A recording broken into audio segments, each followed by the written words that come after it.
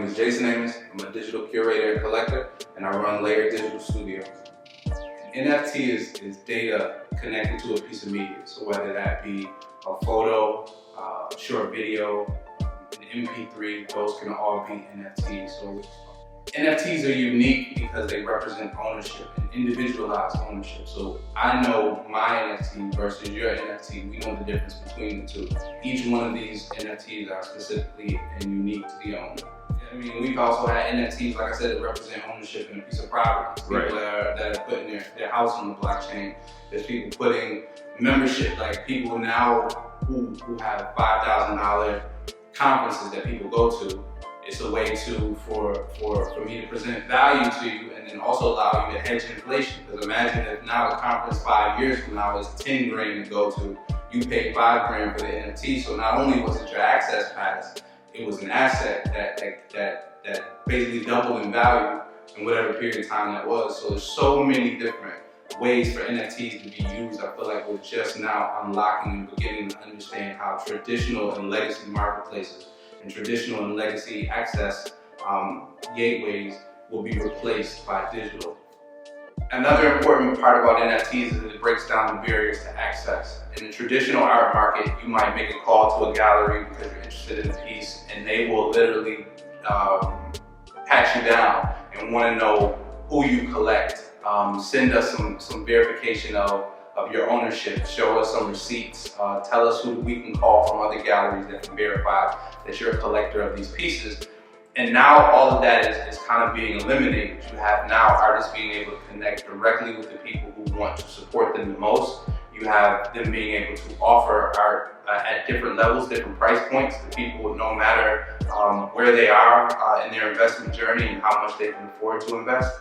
So I think it's also important to understand that even if you're not interested in becoming an investor in NFTs and to understand the technology, based on what we're seeing, so many things that from traditional and legacy markets will end up being what might not be called NFTs, but it will essentially operate the same way, that there'll be digital assets on a verifiable blockchain and run by no one, no intermediaries. We're talking about from concert tickets to artist memorabilia and merchandise to access passes or memberships to certain groups.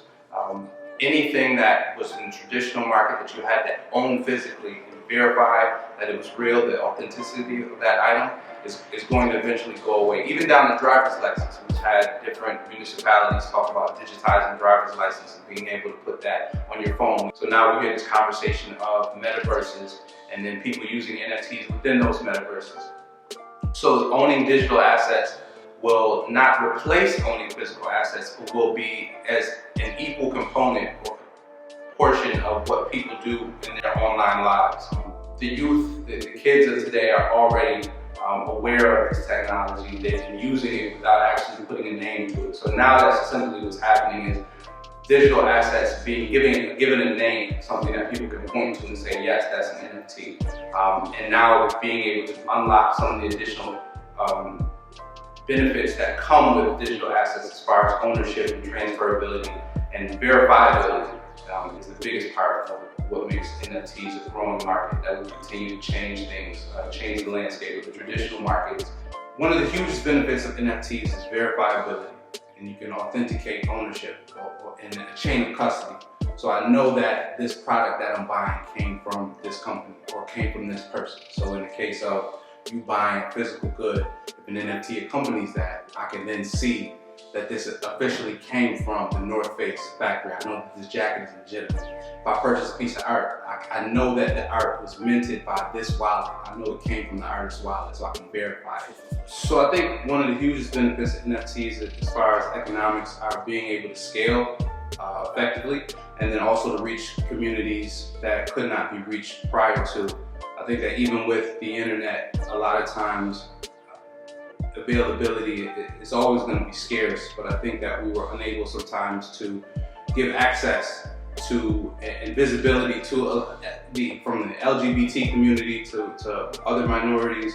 A lot of women are in the space now, and they're getting the attention because NFTs gave them that power, power of ownership, power of being able to retain royalties for your work, the power of being able to verify that you are who you say you are, which is important in the art world.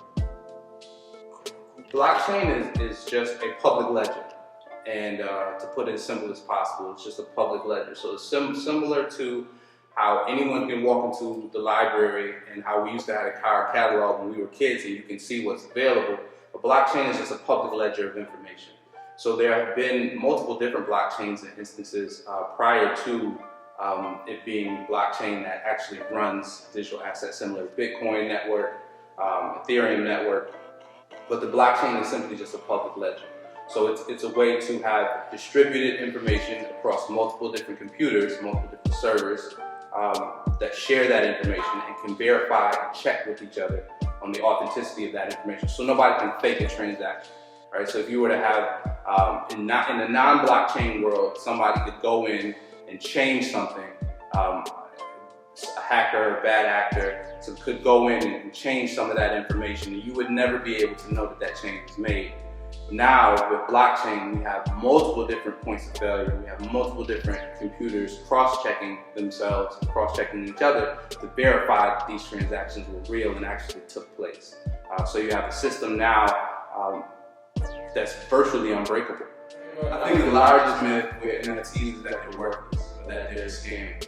And then I think that there have been a number of projects that have provided no value, but that's the exact opposite. And people said the same thing about the internet. When the internet first started, that the internet was not going to change much about the world, but I think it's exactly the opposite. What we've seen is a number of projects come out that provide substantial value to the owners and access to private communities, and again being able to transfer ownership. So now if I own season tickets, you don't have to verify that those are real season tickets. You don't have to wait till you get to the gate to think maybe when I scan it they're going to tell me that these aren't real. So we have the opportunity to provide value by taking what we did in the traditional world, the legacy markets, and then digitizing those assets, and like I said, making those things transferable. So the biggest myth is that they're a scam or that they're worthless. It's as valuable as the value that you attach to the project. So I think the early adopters to NFTs were the art world, because they were so used to, they were so connected to digital assets already. They were already creating this art that was digital first. Photoshop, rendering tools, all of these things that they were using to now see somebody like people who had a $69 million sale kind of made everybody wake up to the actual viability of this as an art form and as a way to transfer value as an asset, and creating a completely different asset class. Like 5 years ago, 6 years ago, CryptoPunks being the first major project, CryptoKitties, CryptoPunks, nobody ever thought that this was going to be considered an asset class, but I think that kind of solidified and that gave some validity to it as an asset class and as a marketplace in general. So now you have all of these different artists making projects. You have Tory Lanez with an NFT project, you had Currency with an NFT project, you had Nas collaborate with a company called Royal to distribute his royalties and sell those back to his fans.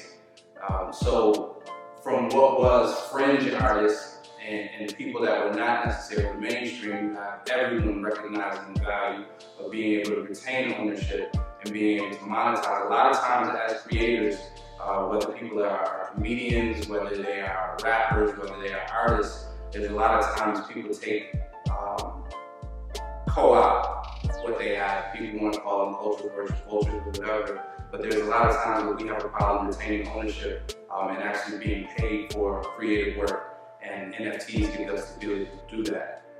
So I think there's so many different verticals within the NFT space, and there are some people who create NFTs just to represent membership within a community.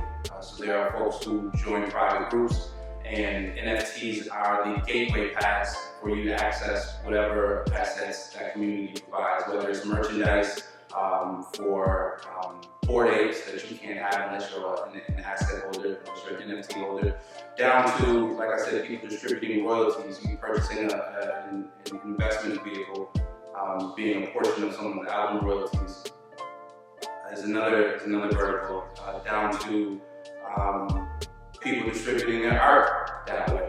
We have creatives that want to go digital first, and whether it's accompanying physical product to provide authenticity, or if they want to go 100% digital, because again, you have those benefits of being verifiable and being able to transfer. In the traditional world, you might spend several hundred, maybe a few $1,000s to transport a piece of art. But now I can have something that's just as valuable as something on canvas, and I can send it to you digitally on the blockchain. You can verify, like I said, that it is what I say it is, that I possess ownership of, that it's actually mine, and now it's yours. You never have to worry about damage, you never have to worry about grading that art like they do with physical sports cards. It's changed so many different fields and so many different assets, so many different investment vehicles that I think we're just getting started. I think the future of NFTs is unlimited. I think that we are at a breakout space now with people actually fractionalizing, and which is just to break up ownership of physical assets. Now we've seen homes being turned into NFTs, and then people being able to collectively purchase ownership within those and have transferable ownership. If I want out and you want in, here's my share, and we don't have to worry about intermediaries. And that's one of the hugest parts of NFTs, is because it's a trustless marketplace, where we can again use that blockchain to publicly verify what everything is and where it came from, that chain of custody. I no longer need an attorney. I no longer need to contact the art gallery to make sure that they know the provenance of this piece of art.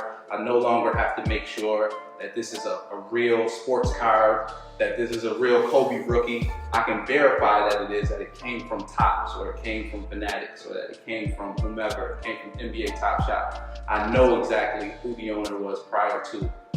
So I think that in that aspect, when we are talking about taking real world assets and then fractionalizing, whether fractionalized or total ownership on the blockchain, we're removing intermediaries, and that's something that a lot of people have always expressed some type of dismay about, is having to count on the third-party governments to do their job as fast as we like it done. And we can remove all of those people. We can remove and now just do direct from customer to customer, or from owner to customer, from creator to customer, from creator to community. We have all of these different connections now that we can remove the intermediaries from, and I think that's the biggest and most important part of NFTs is disintermediation. Nobody in the middle between you and who you want to reach.